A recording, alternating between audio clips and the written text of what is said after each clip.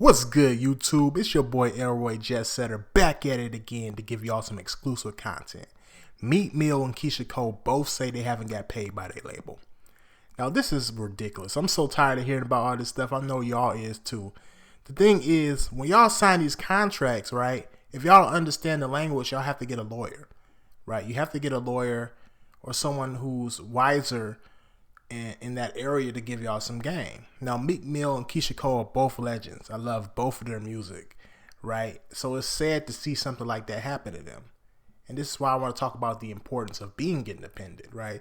In the year 2022, you have all these platforms. You got Spotify, Apple Music, Tidal, whatever, right? So you can get your music out there. You got DistroKid, you got, what's the other one?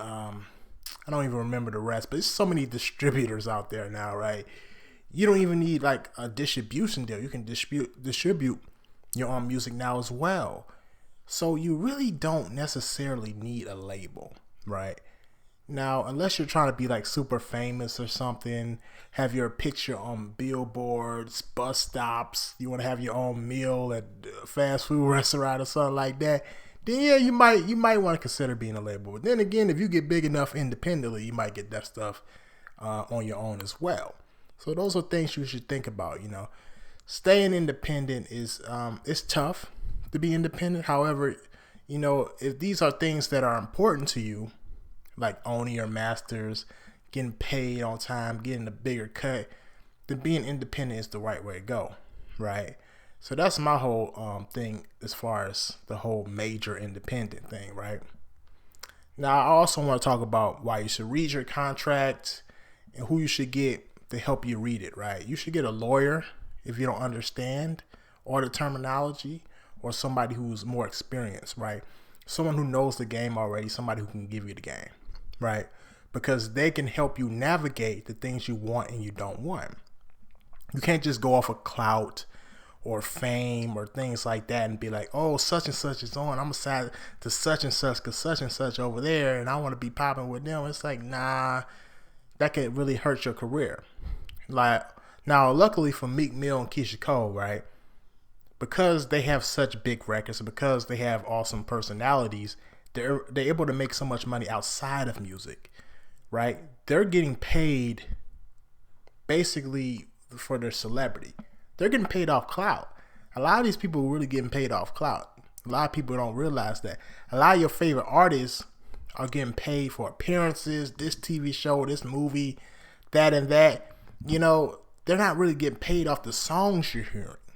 So even though they might have a #1 record, they might not be getting paid off that record, right? It's a lot of people that got to get paid. The songwriters like myself got to get paid. Producer got to get paid. Engineer got to get paid. And for the artist, you have what's called the all-in. So that comes out of the artist budget. You have the advance the label gives to the artist, which the artist has to recoup before they see any royalties. It's a crazy, crazy game, right? So artists may not never see the money, no matter how big the records is. So they got to go get the money on tour, doing appearances, yada, yada, yada, right? So now you're starting to see. But see, this is a part of like the confusion a lot of artists who just come into the game have, right? So I'm so thankful that Meek and Keyshia spoke their truth. And I want to personally thank them, like, because that helps people see the smoke and mirrors of the music industry, right?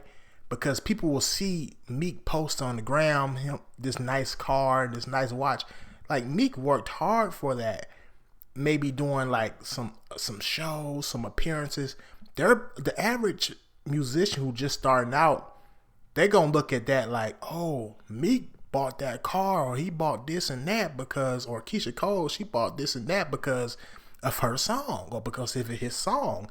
The songs on the radio is going crazy right now, so it must be because of that, right? So let me just get a hot song, let me give it a label, and then that'll be that, and I'll be in the big mansion and this and that. And it's like, nah, it don't work like that. They really getting paid off their celebrity, right? So that's something you should understand. Another thing you should understand is some of these artists who are getting signed to labels are not signed directly to the label themselves.